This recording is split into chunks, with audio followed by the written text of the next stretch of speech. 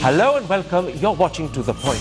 Normally, governors of the Reserve Bank of India do not write accounts of their time in office, and on the few occasions when they have, the story they've told has been anodyne and revealed very little. But my guest today has broken with that unappetizing tradition. His book on his 5 years as governor of the RBI from 2008 to 2013 has riveting details of his clashes with the finance ministers of the time, the politics that determined how governors and deputy governors are appointed, and even proof of how finance ministers can, on occasion, undermine a governor's decision. The book is called Who Moved My Interest Rate, and its author, T Subbarao, is my exclusive guest today.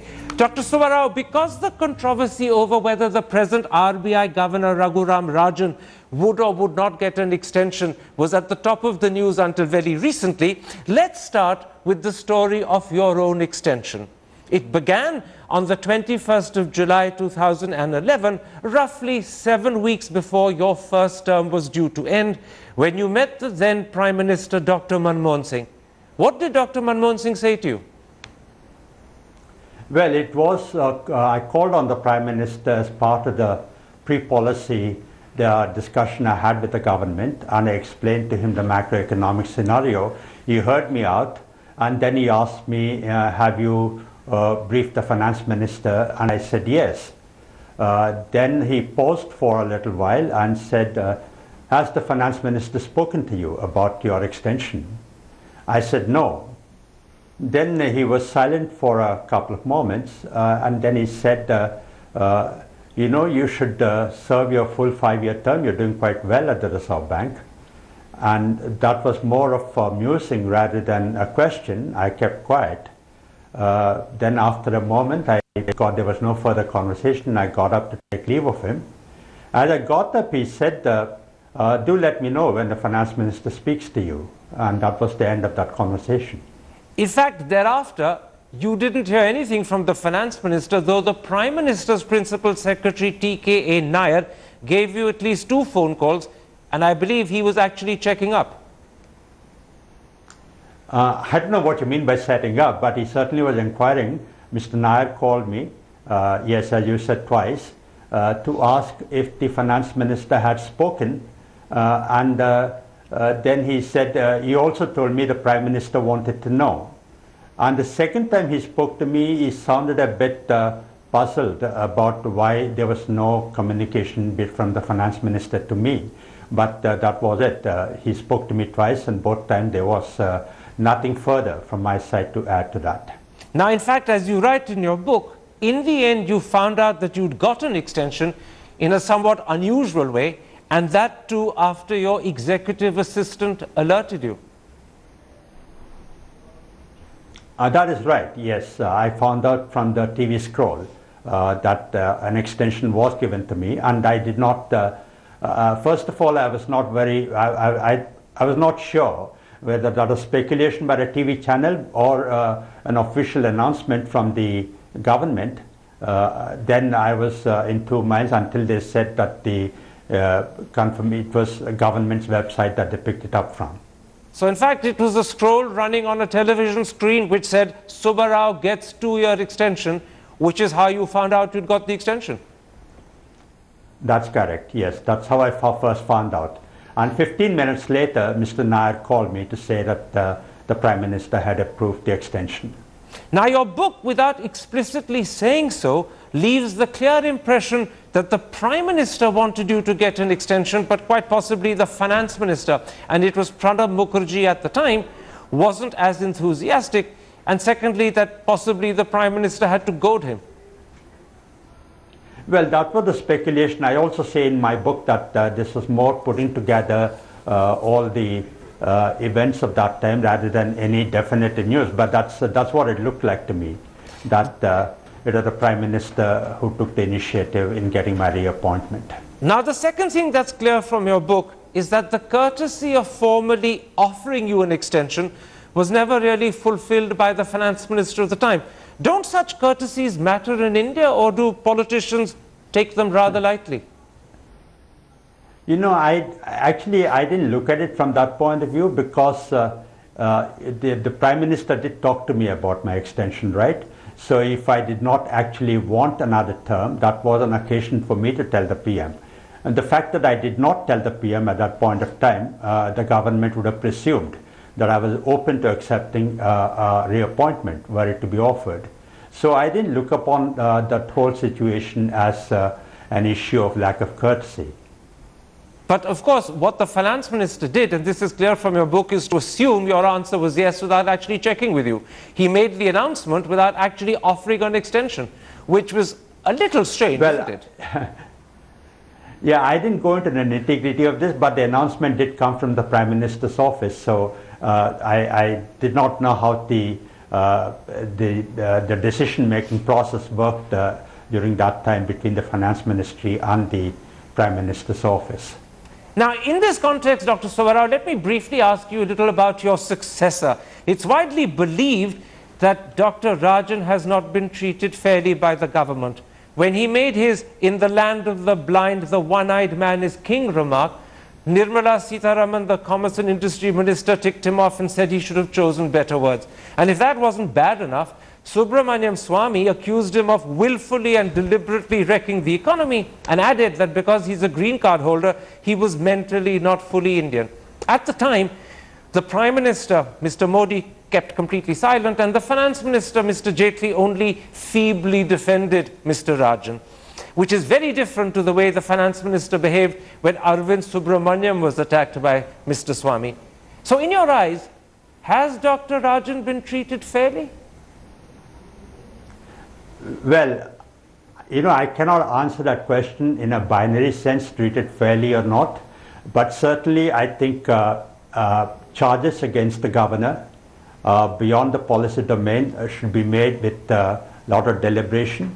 And anything to the effect that about Governor Rajan's allegiance to the country, or his patriotism, or his commitment to the larger public purpose, comments against it, I think were not par for the cause. Criticism against the governor's policies about what he did or what he said was okay, but extending that to issues that the governor cannot possibly defend himself against, I think was certainly not par for the cause. Now, it's said by some that Dr. Rajan stepped out of line when he spoke about the rising tide of intolerance, or when he punctured the unrealistic euphoria surrounding India's alleged economic exceptionalism. As a former governor, do you believe he overstepped the mark with those comments, or are those subjects and issues on which a governor can and should legitimately speak? Well, governors do speak traditionally and normally about issues within the central bank domain, but there certainly have been instances where governors have spoken about issues beyond the domain. I don't believe there should be a code of conduct against the governor speaking on issues beyond the central bank domain. I think it's just okay if a governor decides to speak about them. It depends, of course, on the expertise, experience, and personality of the governor. It also depends on the context in which he or she is speaking. So in other words, it should be left to the discretion of the incumbent governor to decide what subject he speaks on and what he says. This is not an issue that should be of political concern or disputation. Well, as I said, it should be left to the governor's discretion, and I don't think there should be a code of conduct strictly defining the issues on which the governor can speak. The governor, after all, is a public figure, and if he decides to speak on larger issues on a larger canvas, I think it's quite appropriate, and the discretion should be left to the governor. Now, Dr. Rajan is leaving the RBI when Brexit has happened, when many people believe that the US Federal Reserve, either in October or December, could raise interest rates, and that could have an impact on fund flows to India. And thirdly, at a time when international investors must be increasingly conscious, if not worried, by developments in Kashmir. Is this a bad time to change governors? Well, it's not as if they're changing out of turn. Dr. Rajan was appointed for a 3-year term, and the 3 years is expiring on the 4th of September. So I don't think there was any calculation in that sense of changing the governor. It was determined by the calendar of the appointment. But do you think the risks on the horizon mean that this is a wrong moment and that perhaps extending a sitting governor might have been a wiser thing to do given the risks on the horizon? Well, there is always, at every transition, there's always a lot of uncertainty. There's never a time when the macroeconomic situation is completely settled at an equilibrium. So whenever there's a transition, there is always concern about the transition, and so it's this time. But I believe that the country can manage the transition quite well. Let's come back to your book, Dr. Subbarao. One of the themes is the relationship between the RBI governor and finance ministers. You write, and I'm quoting from your book, "I found that all through my tenure, the government was distinctly uncomfortable with the Reserve Bank raising interest rates and seemed convinced that monetary policy was choking growth." Before we come to specific instances of your differences with the finance ministers you served under, let me ask you a general question.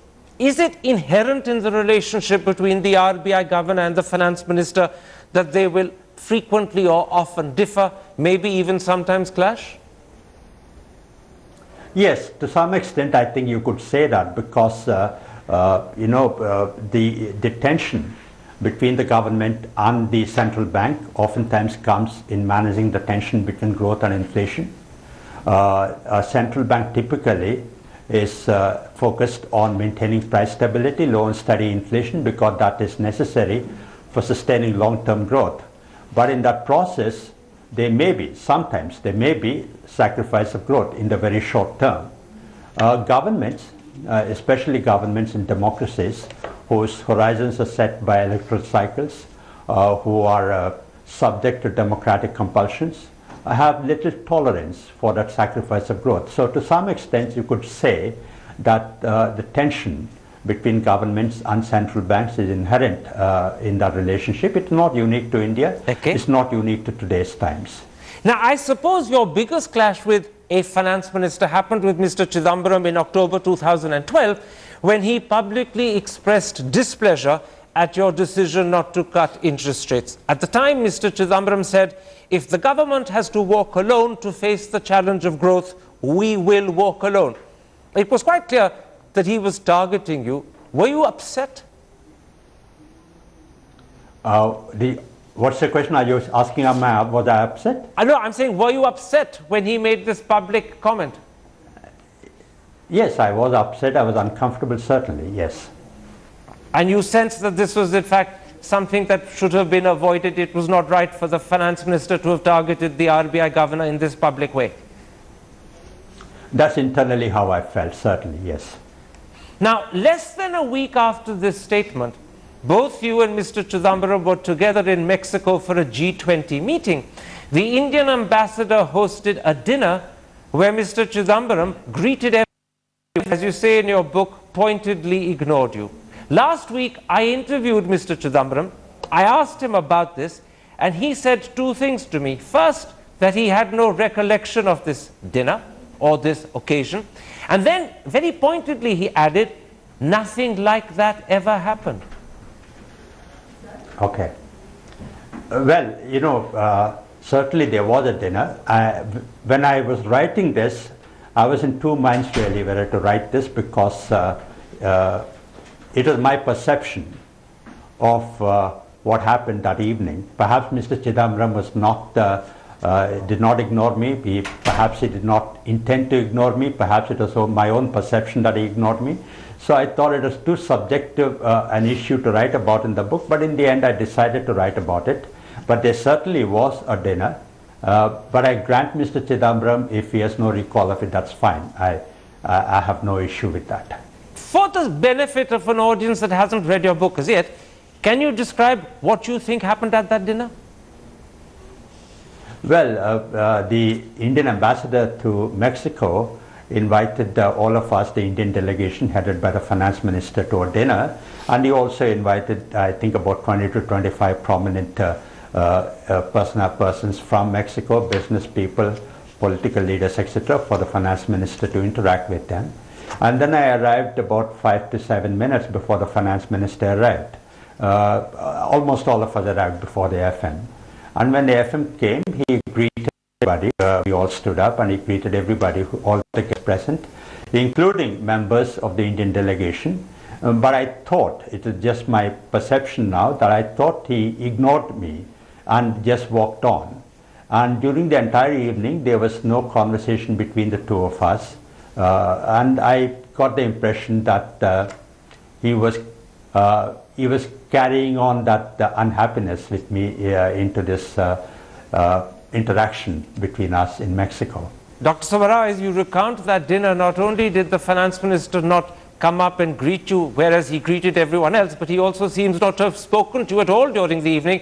So I suspect that your impression is correct, because clearly your version of that dinner does make it seem as if you were singularly not spoken to, and deliberately so as well.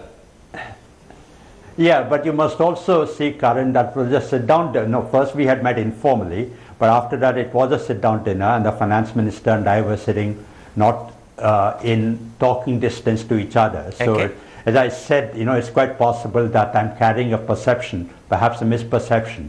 But this is my recall of that evening. Now, 11 months later on, in September 2013, the day you stepped down as governor of the RBI, you in a sense gave Mr. Chidambaram your answer to his famous "if the government has to walk alone, it'll walk alone" statement. You said, and I'm quoting you, "I do hope Finance Minister Chidambaram will one day say, I'm often frustrated by the Reserve Bank, so frustrated that I want to go for a walk even if I have to walk alone.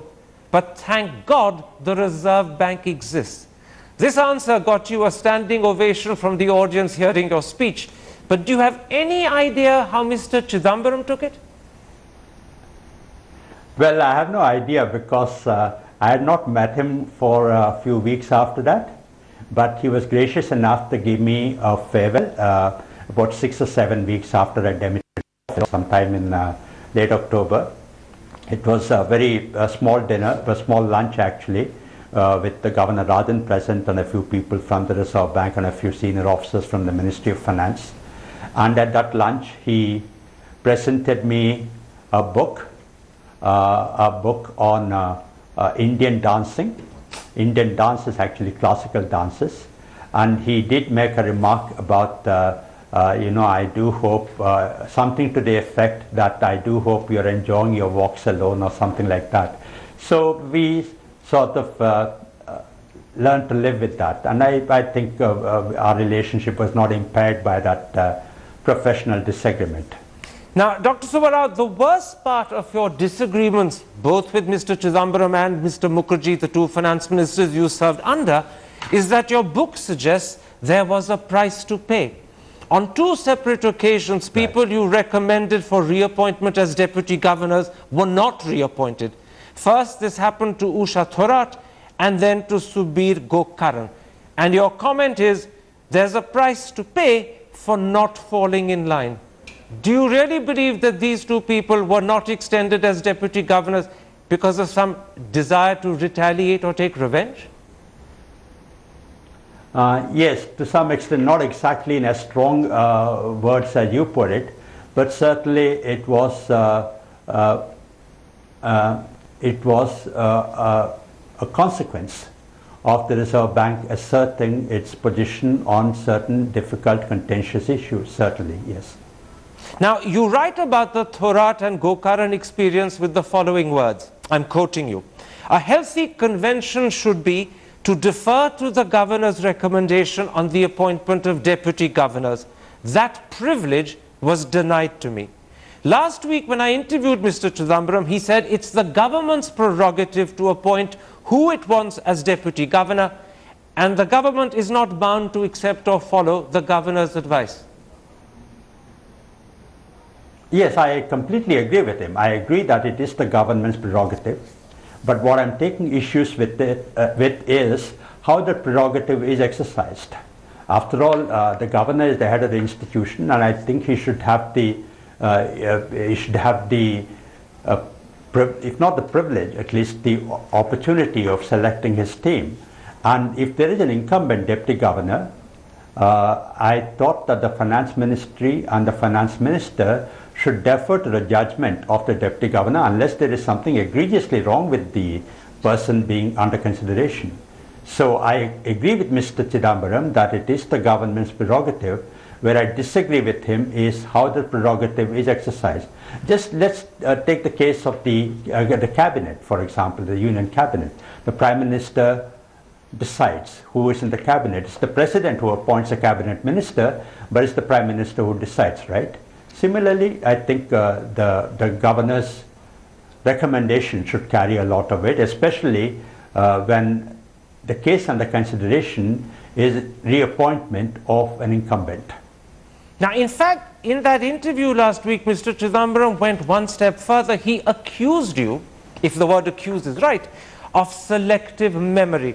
He says you don't acknowledge that you recommended H.R. Khan, a deputy governor, for an extension, and Mr. Khan was given one. And therefore, there are occasions, Mr. Chidambaram says, when your recommendation was honored, but there are other occasions when the government differed with you and chose not to agree. But you don't mention this in your book. Sure, I have no disagreement. Absolutely, absolutely. I have no disagreement with that. I write in the book itself that, right? I said that the government gave an extension to Shyamala Gopinath, Deputy Governor, on my recommendation. So I admit that the government did accede to my recommendation certain times. But that makes it even more arbitrary, does it not? That sometimes they defer to the governor, sometimes they do not. So I'm not denying that on occasion the government did defer to the governor's recommendation, but on occasion they did not. And you're saying that it ought to be that if there is no egregious reason not to give the sitting deputy governor extension, then the governor's recommendation should be honored and accepted every time. Yes, at least as far as the incumbent deputy governor is concerned. Let's take a break at that point, Dr. Subbarao. When I come back, I want to turn to another dimension of the clash or differences between RBI governors and the finance minister. It's mentioned in your book, and it possibly points towards an even bigger problem where potentially finance ministers can act to not just contradict, but even undermine an RBI governor's authority. Don't go away. We'll be back for the second part of this very important interview.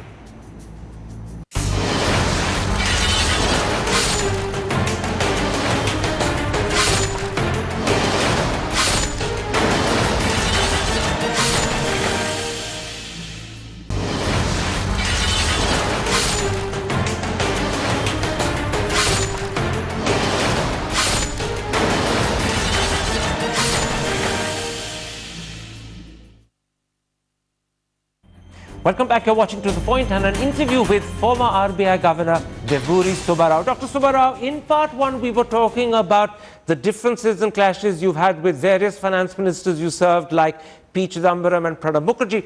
Let's now come to a somewhat deeper and possibly more worrying dimension of the inherent clashes between RBI governors and finance ministers. You write that often when a governor announces a rate increase, the finance minister advises public sector banks how to respond. Your exact words are, it had almost become a standard practice for the finance minister to call a meeting of the public sector bank chiefs following each monetary policy review of the Reserve Bank and advise them not to raise their lending rates even if the Reserve Bank had tightened the policy rate. As I read that, this is not just contradicting the RBI, it's tantamount to undermining the RBI governor. Yes, to some extent, depending on how you, regardless of how you describe it, whether it's contradicting or undermining, certainly it did not help that the finance minister and the finance ministry called the chiefs of public sector banks and advised them how to respond to the Reserve Bank's policy initiatives. Certainly, as the owner of public sector banks, the government does have a say in the response of the banks to the Reserve Bank's policy moves. But that responsibility, that right should be exercised through the board of the concerned public sector banks than through a meeting between the finance minister and the chiefs of public sector banks. Now, in this context of our discussion about the relationship between the RBI governor and the finance minister, which, as I said, is a major theme in your book, there's a particular sentence in your book which struck me as very important. Here's the sentence. The logic of why the Reserve Bank should compromise its judgment so as to become a cheerleader for the economy never appealed to me. Clearly, finance ministers are looking for that sort of governor. What would happen if they succeed in finding a cheerleader? Well, if they do indeed find a governor who would compromise his professional judgment to accede to the government's point of view all the time, then I think that will undermine macroeconomic management. But it's never happened before, and it's unlikely to happen in the future. So I think that's putting up a strong man.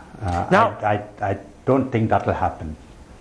It's reassuring to hear you say 8 years has not happened. It's reassuring to hear you say you don't think it will happen. We are days, possibly just a couple of weeks away from the naming of the new RBI governor. What would be your advice to him as regards this tricky and sometimes awkward relationship with the finance minister? It's quite presumptuous on my part to give advice to an unknown future governor through the medium of a TV talk show.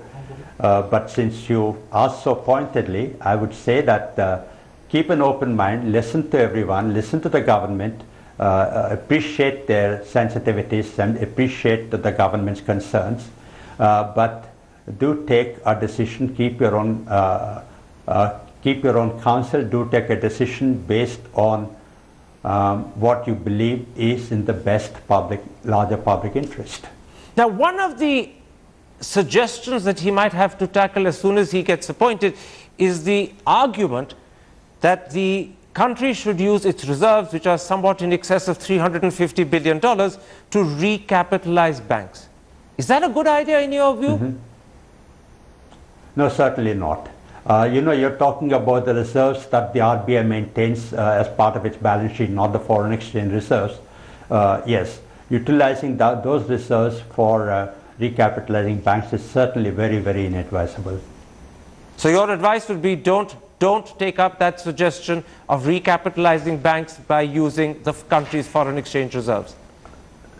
Not foreign exchange reserves, these are reserve funds that the RBI maintains. The Reserve Bank generates a surplus as part of its operations. Sure. Operations both within the GSEC market and the foreign exchange market.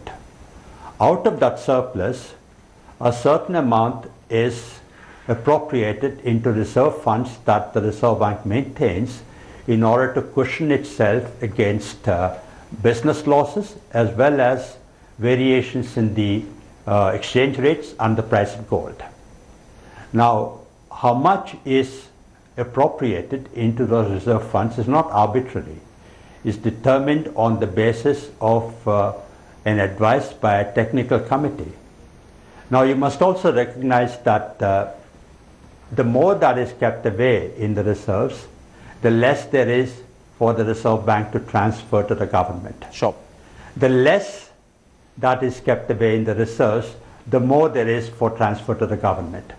So there is always some discussion between the government and the Reserve Bank about how much the Reserve Bank should appropriate into the reserves. That discussion is par for the course.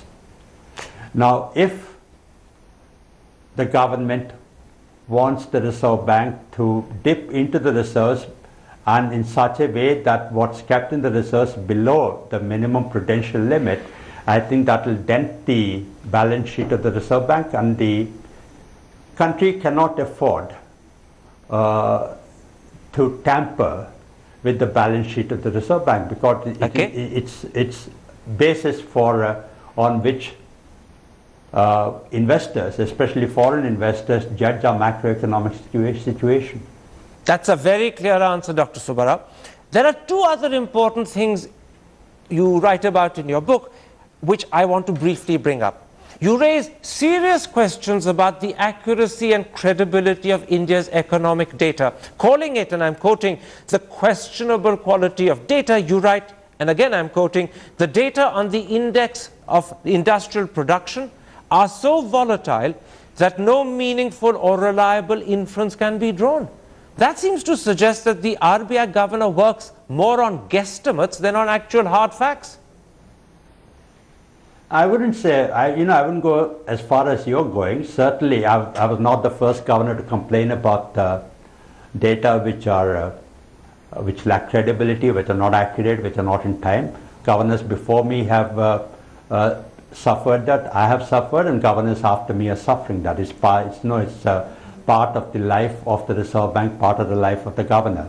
But certainly it helps if the credibility of the data improves, if the timeliness of the data improves.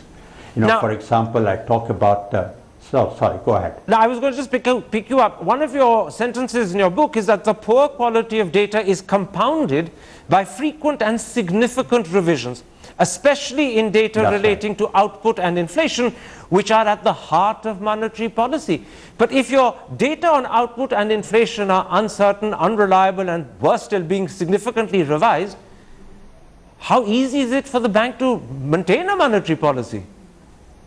No, it's quite difficult. In fact, I write about that in the book also, that in the recovery period, recovery from the global financial crisis in the year 2009 and 10, real-time data were telling us that recovery was slow. Growth was yet to pick up. And therefore, even though we were aware of the threat of inflation, we could not tighten policy as much as we should have because the data was telling us that the growth had not picked up as much as it should have. But subsequent data showed that we had actually a classic V-shaped recovery, a very rapid recovery from the crisis. If we had really known that in real time, we would have tightened monetary policy much faster and much sooner than we had. So data did certainly wrong-foot us in a major macro policy decision over an extended period of time. So yes, certainly it's a big occupational hazard for the central bank. Now today, Dr. Subbarao, there are a large number of people who seem to have raised questions about the accuracy and reliability of how India calculates GDP growth. The doubters include the United States State Department, at an earlier point of time, the present chief economic advisor, if press reports are to be believed, your successor as RBI Governor Raghuram Rajan. But I note that, in fact, the IMF, speaking through Kaushik Basu, their outgoing chief economic advisor, has said that he has no problem with the way India calculates its GDP. Where do you stand on that particular issue? Do you have doubts, or are you satisfied? I'm a bit wary of joining the debate because I've not studied the data very carefully. I've not dirtied my hands. I've only seen reports of analysts about the disconnect between the headline GDP growth numbers and the more frequent data that comes in regarding corporate earnings, regarding exports, regarding automobile sales, regarding credit growth. So there is a disconnect between the headline growth rate and the data that make up this growth number. So certainly there is lack of credibility there, and as we discussed a short while ago, it makes macroeconomic management, particularly making monetary policy more challenging. Is this lack of credibility, as you call it, something that needs to be urgently addressed? Excuse me? Is this lack of credibility, as you call it, something that needs to be urgently addressed? I should think so, and I believe they're addressing it. Just because we don't know, we can't assume that nobody is applying his mind to it. I'm sure that in the statistics department, in the CSO, they are applying their mind to this, most certainly. Now, Dr. Subbarao, your book reveals that the major reforms announcements made by Raghuram Rajan the day he took over, such as opening the foreign exchange window for oil companies or allowing banks to raise tier 2 bonds from the overseas market and swapping them with the RBI, were actually decisions that were taken in your time, but you deliberately allowed Dr. Rajan to announce them rather than do so yourself. Why did you make that decision?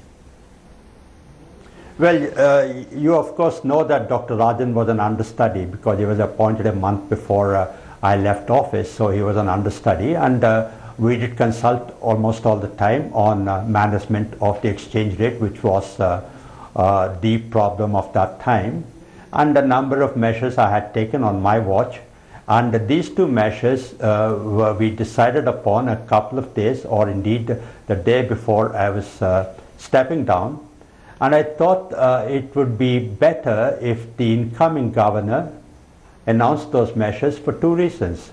First, because of the formidable reputation of Dr. Rajan, and second, because if the market sees that the incoming governor had announced his measures, they will also see him as having ownership over those measures. So I thought that would be a good thing for the management of the exchange rate, and that's why I deferred to him. But in the process, Dr. Subbarao, you denied yourself the credit that then went to Dr. Rajan, because he got a lot of praise for that announcement, which could have been yours. No, I don't think so. You know, my book is not an attempt to apportion credit. I think Dr. Rajan deserves all the credit for the success of the exchange rate management issue at that time. So I don't think we should raise that issue.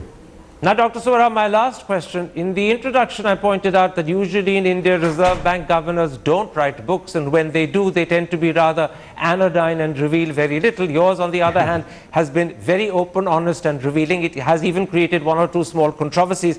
Let me end by asking you, why did you write this book?